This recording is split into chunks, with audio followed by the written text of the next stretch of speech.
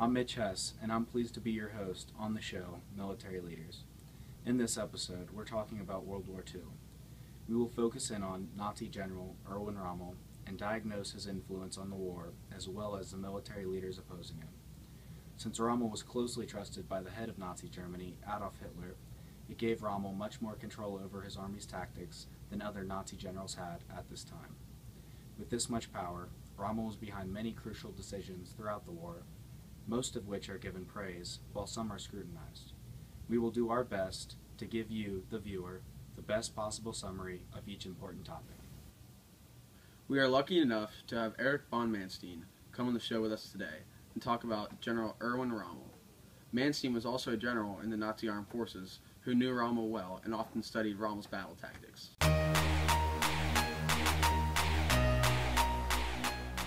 Good evening, Commander Manstein. It's a pleasure to have you here today. How are you doing? I'm doing great, Mr. Brill, and I assure you the pleasure is all mine. Will you please discuss your experience of World War II with us, starting with Poland, the first country Germany invaded? Well, the invasion of Poland was a very short battle. We defeated the Polish army in around 2 weeks. The ground forces were strong, but the air forces were no match for our Luftwaffe. Due to this, we were able to use our newly strategized blitzkrieg warfare, and they had no hope for matching it. The vast power of the German army led to a quick victory in Poland, with very limited casualties. France and Britain declared war on the German nation shortly after the invasion of Poland. Well, now that we have heard your summary of the initial invasion, I think we would love to hear your thoughts on Rommel's action taken during the battle and the outcome of his choices. Well, it's important to understand that the German army's numbers were overwhelming for Poland. It would not be realistic to give Rommel any significant credit for winning against Poland, only the unbelievably short amount of time it took him to do it. However, Rommel was extremely good with his blitzkrieg tactics, possibly even the best. Rommel's blitzkrieg planning had worked to perfection. Our Panzer tanks were able to cut right through their lines, and our Air Force continued bombing them until they surrendered. Wow, that's truly amazing. I always forget that people from the U.S. commonly make the mistake of thinking America changed the course of the war, when really it was the Soviets' help. When we come back, we will talk about the fall of France. You should start seeing how Rommel's tactics were a near perfect fit for the German army. Also, with France being a much more worthy adversary, this should make for a better evaluation of Rommel's skills.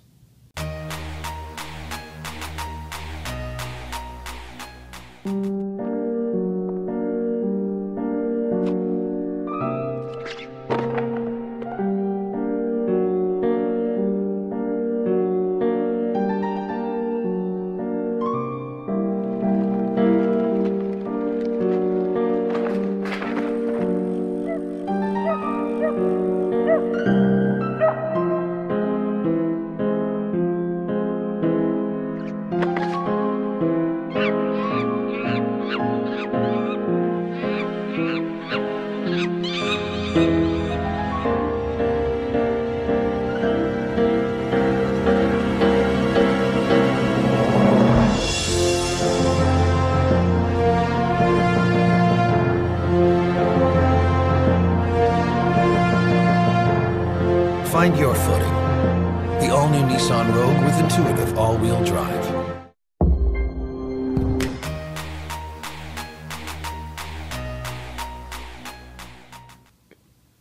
Now, was it hard for Rommel to defeat Charles de Gaulle and the French army?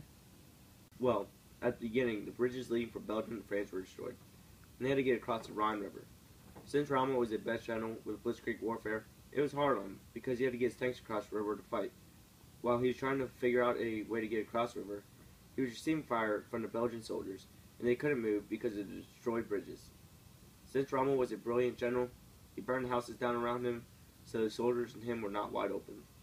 While they were concealed, they built bridges that were barely functional, and used small boats to get across the river. Once he was able to get his tanks across the river, it was very easy on him. He'd flanked the French soldiers, and they had trouble defending themselves from the German forces. It only took Rommel a month and a half to beat France. So winning this much had to keep everybody happy, correct? Yeah, Rommel was a great leader, and everybody that fought for him was very happy. They knew going into the battle that they were in great hands, and they could beat whoever they faced. Rommel was very well liked throughout the German army.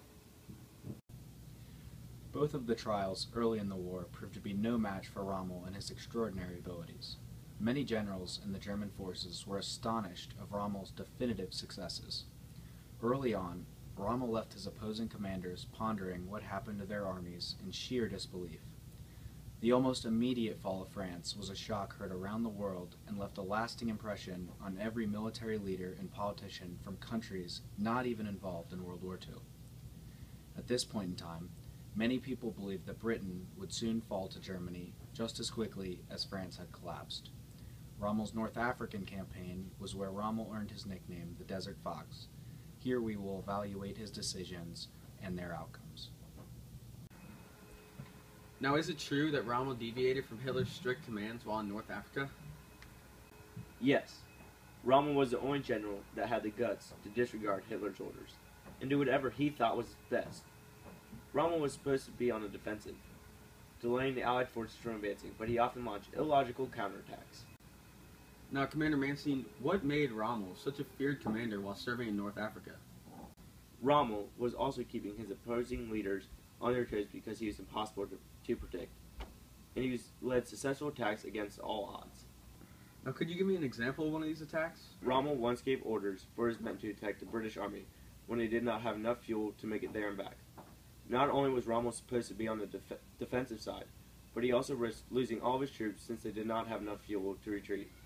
He ordered his troops to take the British fuel after they defeated them in battle, ignoring the possibilities of losing altogether.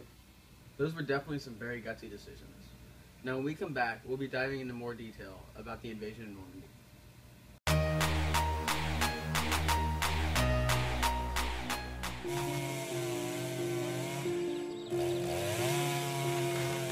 Handcrafted by the same ring-covered fingers that hit over 31,000 career points. Every note a comedy and tragedy that would make Shakespeare laugh and weep. The Kobe piano. It will turn piano boys into piano men. It will make Lionel Richie's tears cry tears. The sound alone could make history more historic. It would be the grandest grand masterpiece of grand pianos. But Kobe didn't make a piano. He made the Kobe 9 collection, the grandest grand collection of grand collections.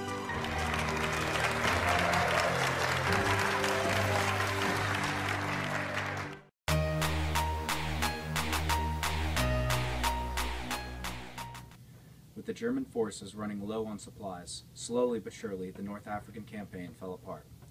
With the growing risk of the Allied forces going on the offensive and taking back land from the Germans in France, Hitler ordered Rommel to leave North Africa and help plan for the defenses in Eastern Europe.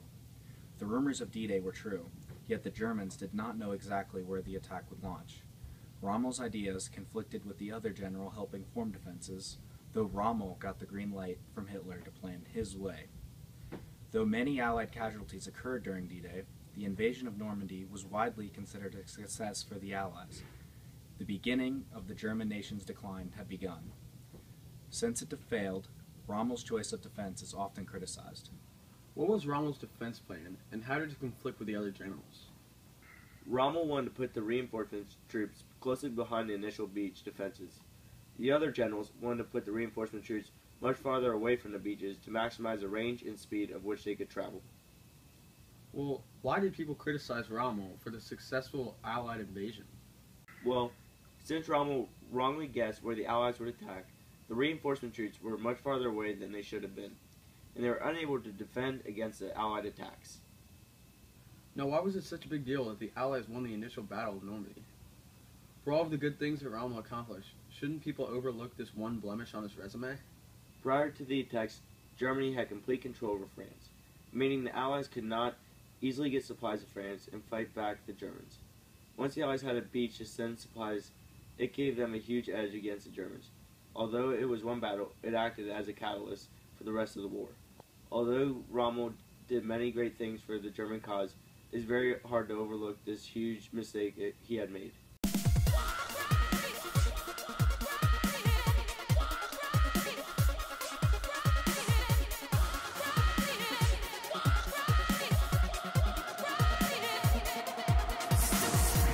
getting everybody up your speed. That was a couple of years ago, and now I'm revving up for the never end, switching up gears, got a couple of years to go. Here we go, as soon as you hear that go, Liverpool to Portsmouth, yeah, that chorus, got the crowd screaming.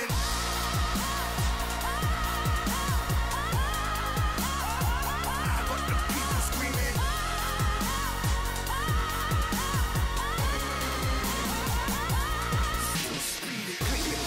Hear the strap, seat belt, there it's back.